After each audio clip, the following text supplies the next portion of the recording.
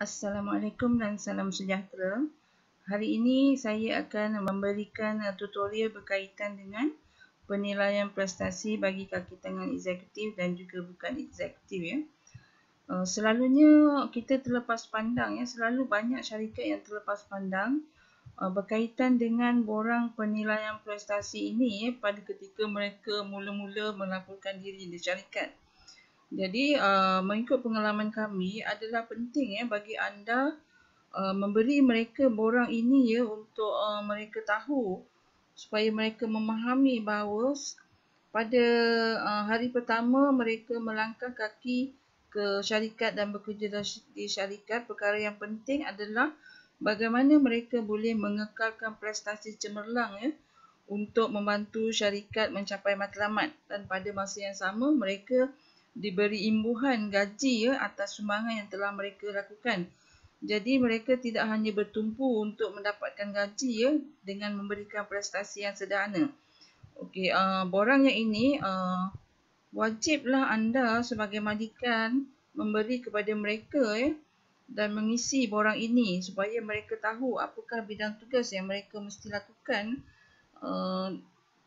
dan mesti mencapai matlamat yang kita perlukan dalam tempoh mereka probation period ataupun dalam tempoh untuk mencapai kenaikan pangkat, kenaikan gaji ataupun pembayaran bonus ya. Okey, secara ringkasnya di sini saya bacakan keperluan berkaitan dengan penilaian prestasi ini. Okey, yang pertama, penilaian prestasi ini digunakan bagi urusan pengesahan jawatan ya. Kenaikan pangkat, kenaikan gaji tahunan, kenaikan grade, pembayaran bonus dan sebagainya. Bagi tujuan kenaikan pangkat, pengurus jabatan hendaklah memberi perakuan secara bertulis sama ada kaki tangan ini disokong untuk dinaikkan pangkat atau tidak. Okey, bagi urusan kenaikan gaji tahunan, penilai 2 hendaklah membuat perakuan faktor kenaikan yang diperakukan. Bagi apa-apa urusan pun, jika terdapat perbezaan markah yang melebihi 20% di antara penilai 1 dan penilai 2, maka penilaian 3 adalah dikehendaki untuk memberi kata putus. Okey, borang ini merupakan salah satu borang yang ada di dalam manual kami, di mana keterangan berkaitan penilai-penilai ini ada di dalam manual ya. Jadi pada ketika anda ingin melakukan penilaian prestasi, siapakah penilai 1 dan penilai 2 ni telah didefinisikan di dalam manual lengkap kami ya. Jika anda inginkannya, anda boleh saja pergi ke link di description box ya. Okey, berkaitan dengan markah-markah sini telah diberitahu ya, bagi sesiapa ataupun kaki tangan yang memiliki peratusan markah 95 dan ke atas, dia akan mendapat 1.5 kali tangga gaji kenaikan. Sebenarnya berkaitan dengan tangga gaji kenaikan ni nanti sebenarnya kita mesti ada satu salary scale ya, di mana di setiap grade mereka mempunyai kenaikan gaji tertentu. Contohnya bagi operator grade 1 ya, mereka diberi kenaikan gaji contohnya RM60 setahun ya. Jadi bagi mereka yang memiliki prestasi yang memuaskan ini, maka 1.5 didarab dengan RM60 tadi ya, bagi kenaikan gaji mereka pada setiap Januari tahun hadapan. Okey, untuk melakukan penilaian prestasi ini, sebelum borang ini dihantar kepada jabatan-jabatan tertentu, pihak Jabatan Sumber Manusia mestilah melengkapkan detail-detail ini ya. Semua ini mesti dilengkapkan. Jadi anda sebagai majikan ataupun kaki tangan yang berada di Jabatan Sumber Manusia mestilah memiliki pengkalan data ini ya, supaya dengan mudah anda boleh mencapainya dan mengisi borang-borang ini dengan lengkap ya, supaya nanti ketua-ketua jabatan ataupun immediate superior pekerja tersebut dapat menilai secara rasional ya, dan tidak bergantung kepada emosi mereka pada ketika tertentu. Okey, ini bagi penilaian kaki tangan bukan eksekutif ya, di mana di sini diberikan kolom-kolom penilai 1, penilai 2 dan markah-markah yang diberikan kepada kriteria-kriteria tertentu. Contohnya, kemahiran kerja diberi 35 markah, pencapaian kerja 10 markah, menjalankan kerja tanpa awasan 5 markah, kerjasama dengan rakan-rakan 15 markah, kehadiran 5 markah, daya usaha dalam menjalankan tugas 10 markah, kegiatan luar 5 markah dan tanggungjawab 10 markah. Dan akhir sekali berkaitan dengan kepimpinan sebanyak 5 markah ya. Jadi keseluruhan markah ini adalah 100%. Nanti anda boleh mengisi ya berapa peratus yang mereka perolehi. Okay, di sini anda boleh sebagai ketua jabatan kaki tangan tersebut ya membuat catatan atas markah-markah yang anda berikan ya. Ini saja untuk penilaian prestasi bagi kaki tangan bukan eksekutif. Bagi penilaian prestasi bagi kaki tangan eksekutif pula, di sini diberi tarikh. Dari tarikh ini adalah digunakan untuk mengenal pasti dalam tempoh berapa lama anda sebagai majikan ataupun sebagai immediate superior kaki tangan tersebut melakukan penilaian prestasi mereka. Jika anda melakukan penilaian prestasi ini untuk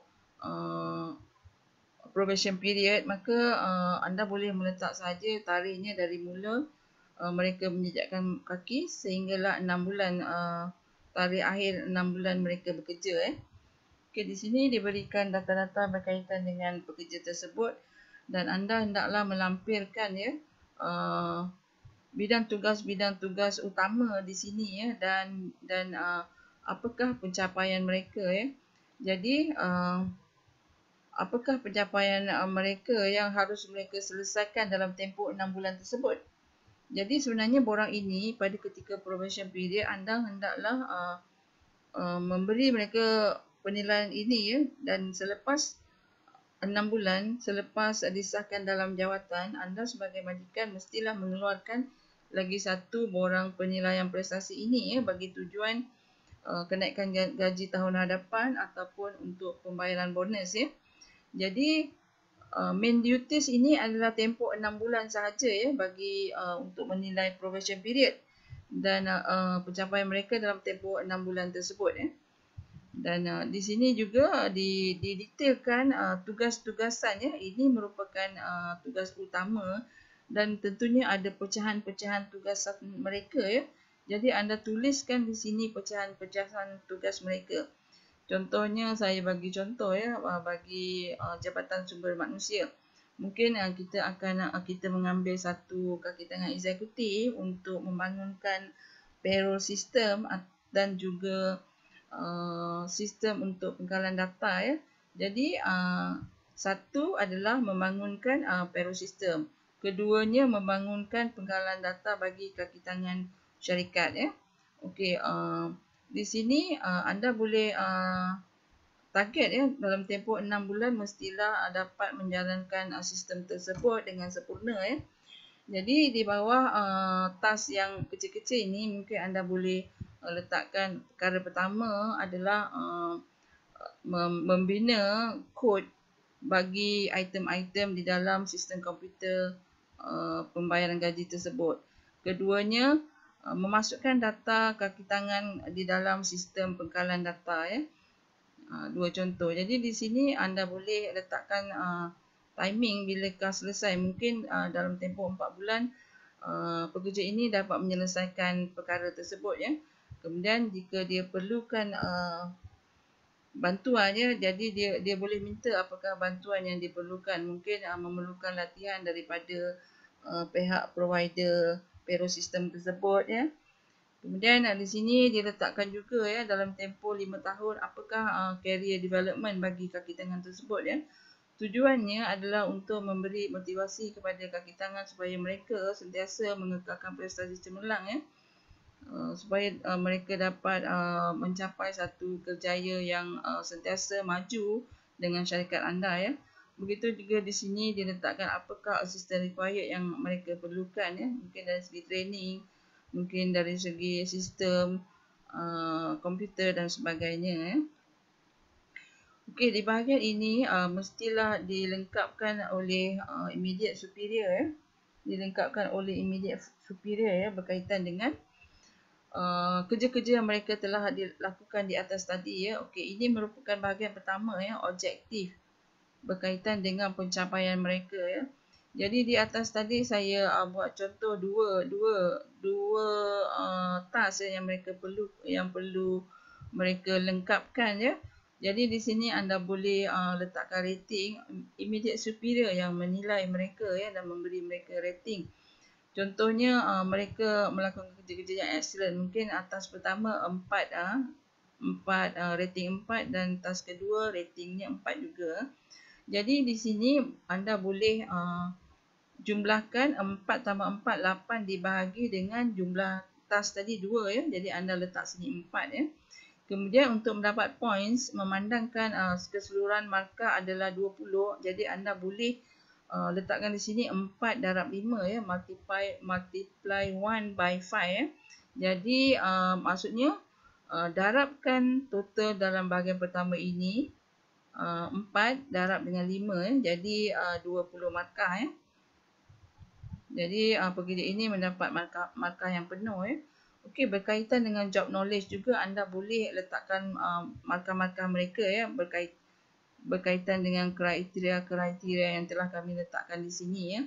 Job knowledge, ability to plan and organize, judgment or decision making, leadership, human relations, staff development, ability to improve methods, attitude ataupun maksudnya apakah tabiat-tabiat mereka ataupun perangai-perangai mereka yang kita boleh pertimbangkan ya. Okey, di sini kita jumlahkan berapakah overall performance mereka ya. Di sini overall performance ini kita boleh katakan sama ada mereka below average, average ataupun above average setelah anda melakukan penjumlahan di sini ya. Okey, di atas tadi kan ada kriteria satu objektif dari segi accomplishment ya. Kedua job knowledge, ability to plan dan organize dan seterusnya. Jadi di sini berapakah markah yang mereka dapati? Anda boleh letakkan di sini dan jumlahkan dia ya. Jika pekerja ini mendapat markah 81% dan ke atas, anda boleh letakkan di sini overall performance adalah 80% dan mendapat good sahaja ya. Jadi jika pekerja ini mendapat 91 markah excellent, maka pekerja ini mendapat 1.5 ya, 1.5 point didarabkan dengan tangga gaji mereka. Itu adalah merupakan untuk kenaikan gaji ya. Jika digunakan untuk pembayaran bonus, maka poin yang 1.5 ini didarabkan dengan jumlah gaji dan juga berapakah jumlah bulan bonus yang pihak syarikat akan membayar mereka ya. Contohnya bonus akan diberi 3 bulan bagi setiap kaki tangan eksekutif. Jadi bagi kaki tangan ini mendapat 1.5 darab dengan gaji dan juga didarab dengan 3 bulan. Itu adalah merupakan pembayaran bonus ya. Bagi kenaikan gaji seperti yang saya beritahu 1.5 katalah kaki tangan eksekutif ini adalah dalam grade 2 dan mendapat kenaikan gaji RM100 satu tahun contohnya. Jadi kaki tangan ini pada awal Januari nanti akan diberi 1.5 didarab dengan RM100 ya, dicampur dengan gaji mereka pada hujung tahun nanti. Jadi itu adalah merupakan 3 exercise ya yang kita gunakan borang penilaian prestasi ini untuk menilai prestasi mereka dan membuat keputusan dalam pengesahan jawatan, kenaikan pangkat, kenaikan grade, pembayaran bonus dan juga kenaikan gaji pada awal tahun pada setiap tahun ya. Jadi borang ini adalah amat penting ya, kerana kita mesti faham mereka datang ke syarikat adalah untuk memberi khidmat ya. Dan khidmat itu akan dibayar dengan mereka mendapat gaji setiap bulan. Jadi perkara penilaian prestasi inilah yang amat penting untuk kita pegang ya, untuk mereka hari-hari mestilah melihat apakah bidang tugas yang mereka mesti selesaikan dan mereka mesti capai target time frame yang telah pihak majikan letakkan ya. Jadi selalunya pihak syarikat terlepas pandang berkaitan dengan borang penilaian prestasi ini ya. Jadi saya pun melihat ya anak-anak saya bekerja, mereka memang tidak diberi borang penilaian prestasi ya. Jadi keburukannya adalah selalunya ada dua keburukan ya, kepada pihak pekerja dan juga kepada pihak majikan ya. Kepada pihak pekerja nanti, kalau kita tidak prihatin dengan borang penilaian prestasi ini ya, dan tidak meminta kepada majikan membuat borang ini, nanti akhirnya pada ketika dalam tempoh penilaian prestasi akan tamat, majikan akan terlupa apakah pencapaian yang anda lakukan dalam tempoh 6 bulan tersebut ya. Mungkin nanti pada bulan ke-6 anda ada masalah kecemasan ataupun sakit. Jadi pada ketika itu pihak majikan akan menganggap, selalunya menganggap anda sebagai pekerja yang tidak cemerlang dalam melakukan tugas ya. Jadi adalah penting anda minta kepada majikan inginkan bidang-bidang tugas anda ditulis dengan lengkap ya. Dan juga anda perlulah meminta bantuan-bantuan yang anda perlukan untuk menyelesaikan kerja ini ya, supaya nanti perkara-perkara ini tidak terlepas pandang oleh majikan ya, di mana untuk anda menyelesaikan kerja anda perlukan bantuan-bantuan tertentu yang anda telah minta di awal anda masuk kerja dulu ya, tapi apabila tidak bertulis kadang-kadang majikan terlepas pandang ya. Okey, itu di bahagian pekerja. Di bahagian majikan pula kadang-kadang apabila kita ingin menilai prestasi mereka, kadang-kadang kita terlupa apakah bidang tugas yang kita telah berikan kepada mereka ya. Dan pada ketika kita tidak puas hati mereka, majikan tidak mempunyai bukti ya, apakah tugasan-tugasan yang telah kita berikan kepada mereka dan bilakah time frame sepatutnya mereka menyelesaikan tugas tersebut. Jadi saya nasihatkan kepada majikan, anda perlu ataupun mesti mengambil tahu berkaitan dengan borang penilaian prestasi ini ya, dan diberikan kepada kaki tangan anda. Kepada kaki tangan baru juga anda mestilah meminta kepada majikan untuk diberi borang penilaian prestasi ini pada ketika anda mula bekerja ya. Jadi anda minta kepada mereka define tugas anda yang sebenarnya ya. Dan define juga apakah tugasan-tugasan kecil anda dan bilakah time frame anda menyelesaikan tugas tersebut, dan berbincang dengan mereka apakah bantuan-bantuan yang anda perlukan ya untuk menyelesaikan tugas-tugas ini. Jadi ini adalah berkaitan dengan kepentingan ataupun betapa pentingnya borang penilaian prestasi ini untuk dilaksanakan di syarikat anda ya. Penting bagi kaki tangan yang bekerja dan penting juga bagi majikan.